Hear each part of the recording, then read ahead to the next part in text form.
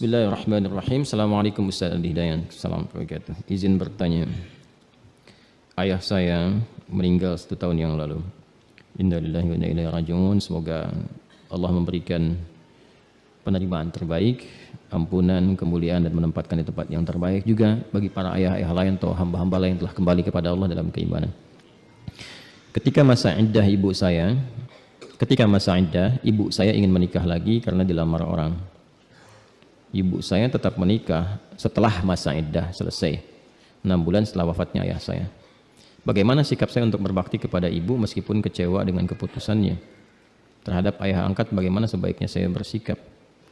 Kepada ibu itu ya sikapnya anak terhadap ibu. Ya, kecewa itu ya biasa manusiawi. Quran juga menyeratkan itu. Tapi jangan sampai kekecewaan itu melahirkan sikap-sikap yang kemudian bertentangan dengan nilai-nilai syariat, yang berpotensi menghadirkan kedurhakaan. Apalagi sama ibu, masalahnya bisa panjang. Ya, bukan hanya di dunia, itu bisa sampai alam kubur, bisa sampai ke akhirat. Contoh misalnya, ada nggak ayat di Quran kalau kita sedang kecewa nggak boleh ditumpahkan pada orang tua, khususnya ibu? Ada. Buka Quran surah ke-17 misalnya, Al-Isra ayat 23 itu dan seterusnya. Wa qadha rabbuka alla ta'budu illa iyyah wa bil walidaini ihsana imma yablughanna 'indakal kibara ahaduhuma aw kilahuma fala taqul lahumā uffin wa la tanharhuma. Ya, Allah sudah menetapkan hukum, dan kalau sudah menetapkan hukum nggak bisa ditawar. Nggak bisa ditawar.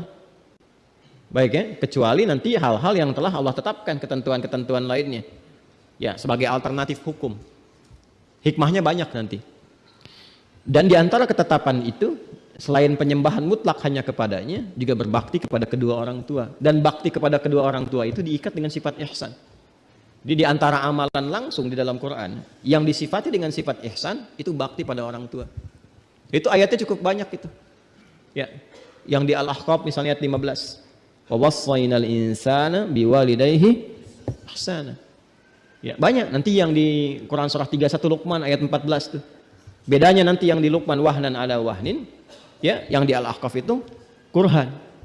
Dan itu nanti banyak itu, ya, banyak gambaran-gambarannya. Nah, saya ingin turunkan dulu. Bahkan kalau keduanya masih ada dan menjelang masa-masa sepuh, pasti akan ada itu indikasi dari Quran, akan ada sikap-sikap dari kedua orang tua itu. Mungkin Anda yang tidak sepakat. Ya, tapi jangan sampai menjadikan Anda itu kurang bakti, kata Quran. Kadang-kadang minta diingat lagi. Coba kalau kamu di posisi sedang dirawat.